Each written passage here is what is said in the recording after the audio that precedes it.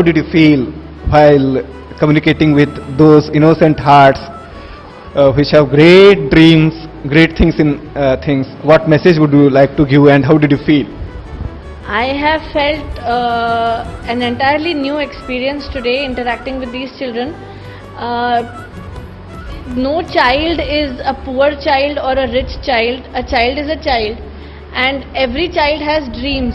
So, seeing that they are getting so much of global exposure and they are able to broaden their vision and think beyond the contemporary or whatever their fathers have done or their grandfathers have done, and they can think that they can go beyond it and say get out of the village and join the mainstream, which is the urban life today. I think it's wonderful, and their dreams and the way they are reacting to these new modes of learning and how much they are absorbing out of it, it's wonderful.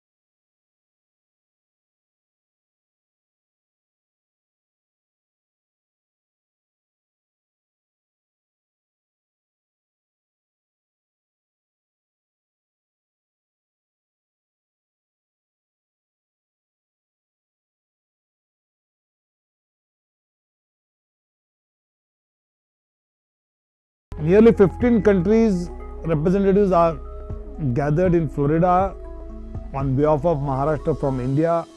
I wish you a good luck, and I think the activity which is happening in Florida will be a pathfinder, will be a direction giving to the countries, developing countries, developed countries, and we all the education concerned institutions, departments and ministries would surely take the lesson. Whatever is been done here will be implied in all the other sectors of education in other countries also.